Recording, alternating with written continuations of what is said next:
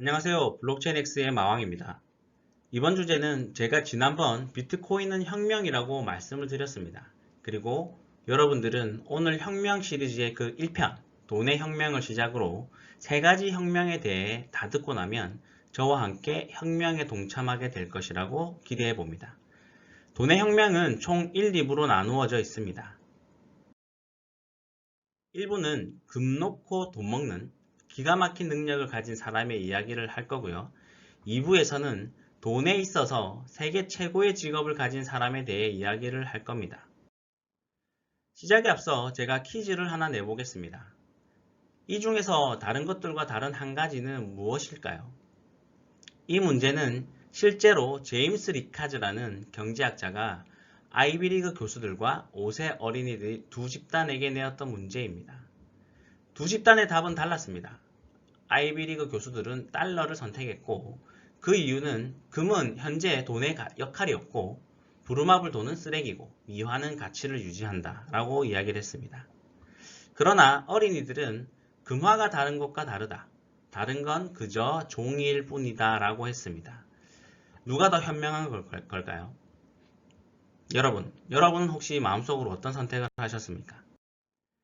이와 비슷한 맥락의 내용은 부자 아빠 가난한 아빠로 유명한 로버트 기요사키가 작년 4월에 한 인터뷰에도 나옵니다.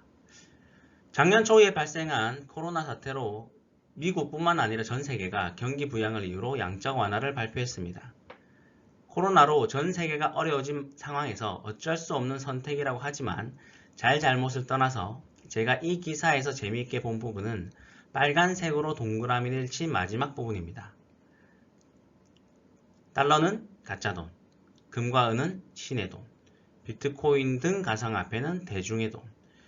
기요사키는 예전부터 금옹호론자였는데 언젠가부터 비트코인을 사라는 말을 많이 하고 있습니다.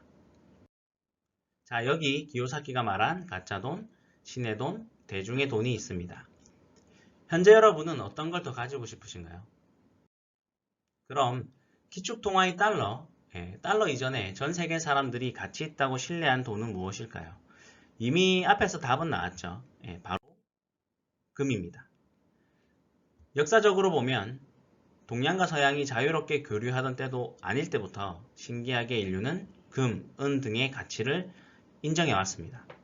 그러면 언제부터 어떤 계기로 돈이 금에서 지금의 종이돈으로 변해왔을까요? 때는 16세기 영국부터 시작입니다. 이 시대에는 금이 돈이었습니다. 그런데 금은 무거웠죠. 금세공업자는 금을 휴대하기 편리하게 금화로 만들었습니다. 그리고 그걸 보관하기 위해 금고를 마련했죠. 사람들은 자신이 소유한 귀중한 금을 보관하기 위해서 금세공업자의 금고를 빌렸고 그럼 금세공업자는 보관증을 써주었습니다.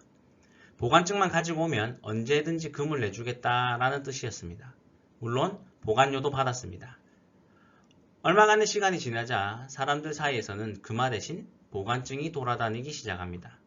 금보다 훨씬 가볍고 언제든 금세공업자에게 주면 금화로 바꿀 수 있기 때문이었죠.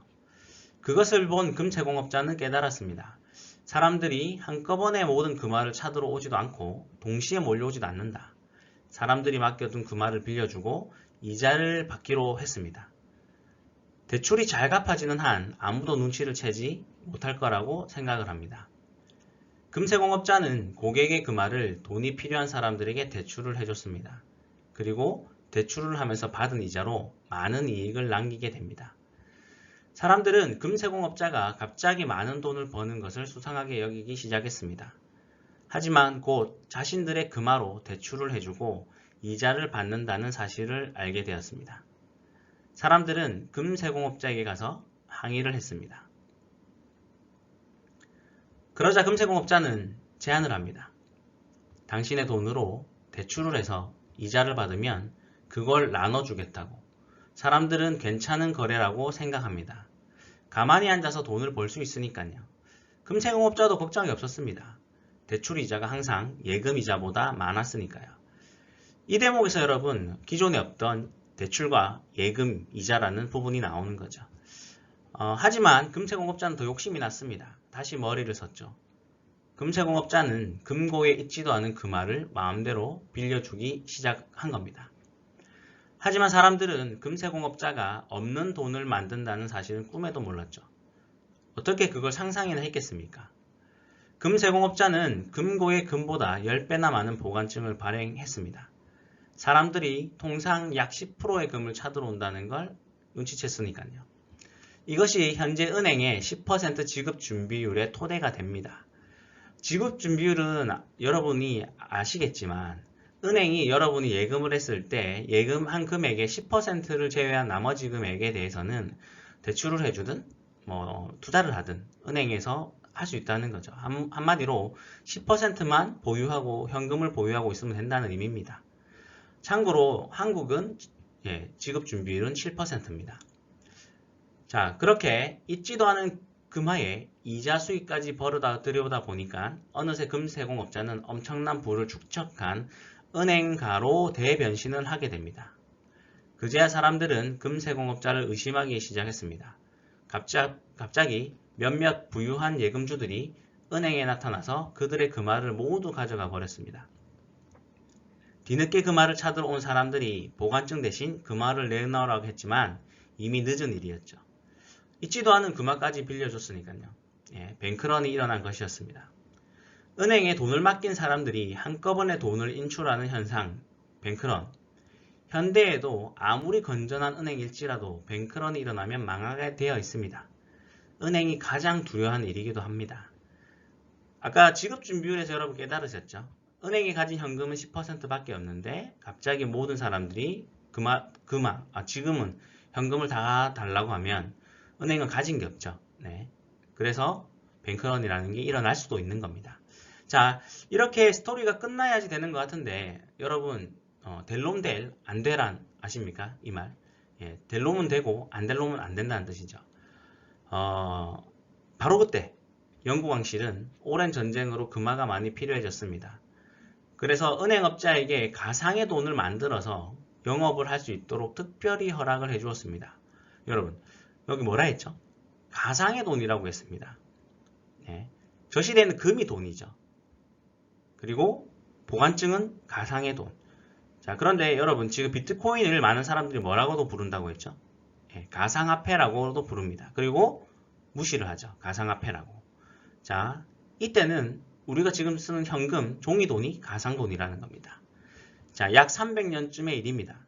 당시 영국 왕실은 금 보유량의 3배까지 대출할 수 있도록 허가해줬습니다. 자, 금세공업자는 될 놈은 되는 될 놈 될인 것 같습니다. 그 최초의 시작이 영국이라고 말씀을 드렸죠. 그래서 영국의 화폐 단위가 여러분 뭐죠? 파운드입니다. 금 1파운드, 2파운드. 보관증에 쓰인 금의 무게 단위가 화폐 단위가 되었고 실제 이 보관증을 가져오면 금으로 지급을 해주겠다는 증서입니다. 영국에 이어 미국도 마찬가지였습니다. 20달러 지폐는 20달러 무게의 가치에 금으로 바꿔준다는 것을 의미합니다. 유럽의 다른 나라들도 마찬가지 각 나라의 금고에 비축된 금을 정부가 금 함량에 맞춰 발행했다. 한마디로 국가가 가진 금 보유량에 맞춰서 발행이 됐다는 거죠. 이 사건에서 여러분 짚고 넘어가야 될 중요 포인트가 있습니다. 화폐가 금에서 종이로 바뀌게 되었고 금세공업자가 은행가로 바뀌게 됩니다.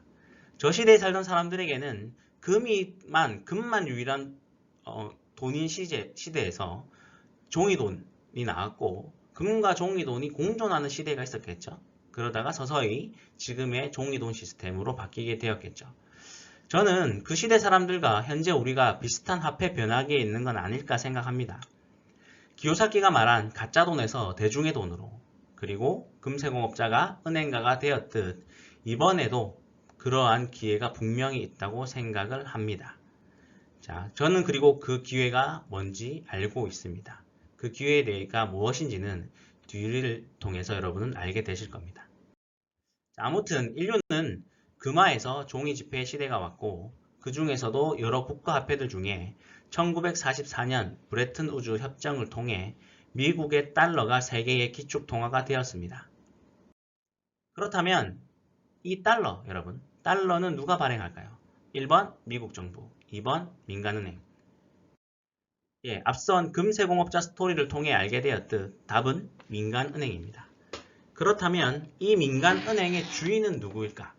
예, 달러를 찍어내는 민간은행입니다. 그 어떤 회사, 큰 회사의 사장보다도 부러운 직업입니다. 그렇지 않습니까? 잠시 후 파트 2에서 이 민간은행의 주인이자 돈에 있어서 세계 최고의 직업을 가진 사람을 공개해 드리도록 하겠습니다. 잠시 후 뵙겠습니다.